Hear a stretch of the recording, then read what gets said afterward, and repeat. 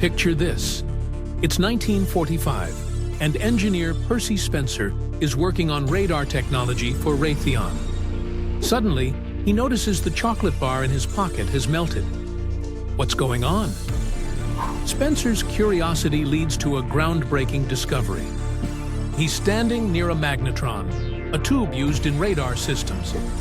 Could it be generating heat waves? To test his theory, Spencer places popcorn kernels near the tube.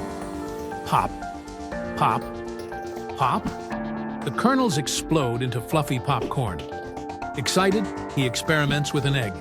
It explodes, splattering a colleague's face. Spencer realizes he's onto something big. He builds a metal box around the magnetron containing the waves. Voila! The first microwave oven is born.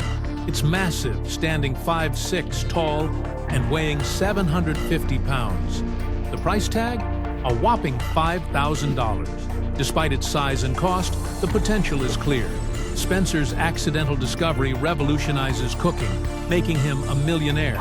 Today, microwaves are in 90% of American homes. Who knew a melted chocolate bar could change the world?